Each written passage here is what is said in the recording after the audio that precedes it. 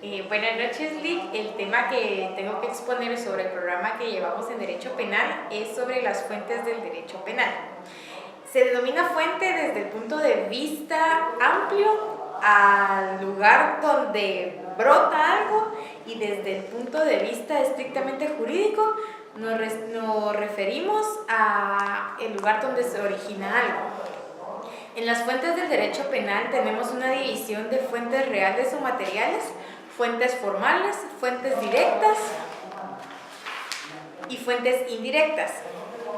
En las fuentes reales o materiales tienen su fundamento en la realidad de la sociedad del ser humano. Es por ende que los hechos naturales o actos sociales son fundamentales para la creación de una ley. Para las fuentes formales se refiere al proceso de la creación de normas penales y los órganos donde se realiza el mencionado proceso legislativo. Tenemos en el Estado, en Guatemala, corresponde al organismo ejecutivo, que en última instancia ordena su publicación. En fuentes directas son aquellas que tienen por sí mismas la virtud de crear y formar leyes. La ley es la única fuente directa penal en derecho penal, por cuanto solo esta tiene privilegio y la virtud necesaria para crear figuras y delictivas y las penas o medidas de seguridad. En las fuentes directas tenemos una subdivisión de fuentes directas de producción y fuentes directas de comisión o materialización de la ley.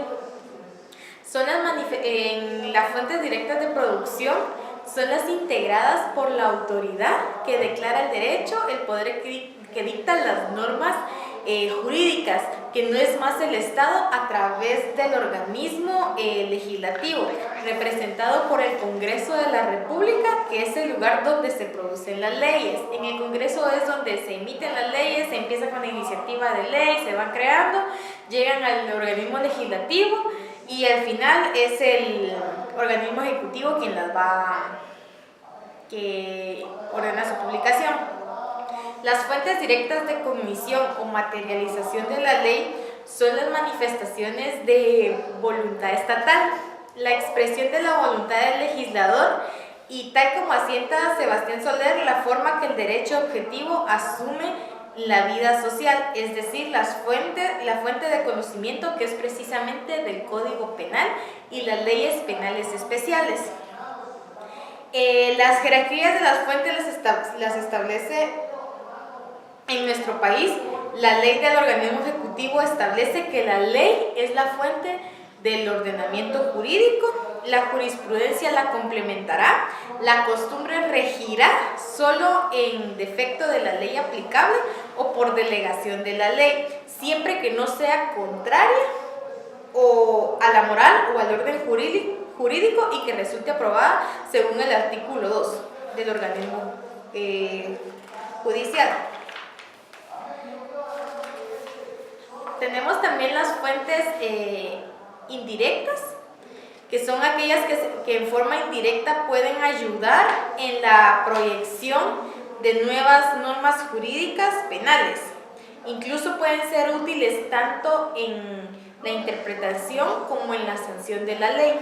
En estas fuentes indirectas tenemos lo que es la costumbre, la jurisprudencia, la doctrina y los principios generales de derecho. La costumbre como fuente general del derecho penal no es más que un conjunto de normas jurídicas que no están escritas, pero impuestas para su uso. Antiguamente se les consideraba también como fuente del derecho penal cuando no existía el derecho escrito o era muy escaso.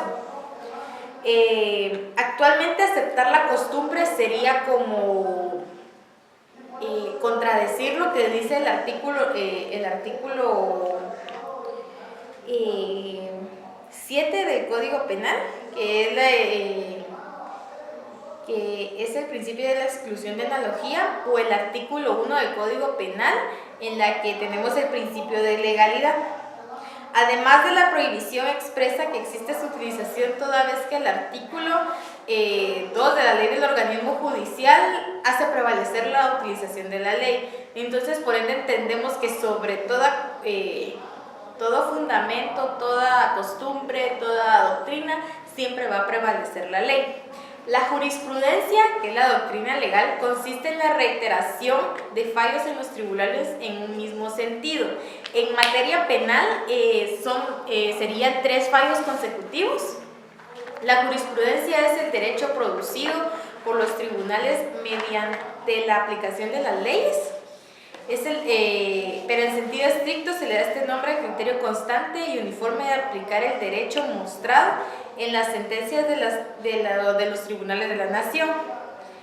En países donde se acepta la analogía, la jurisprudencia pudiera funcionar para la creación de nuevas leyes, pero como en nuestro país tenemos la prohibición de lo que es la analogía, no se podría aplicar la jurisprudencia.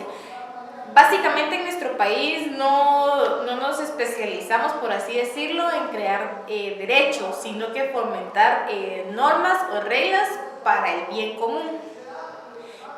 La doctrina es el denominado derecho científico y consiste en el conjunto de teoría, opiniones y aún especulaciones que realizan en una materia acerca de un punto los juzpenalistas.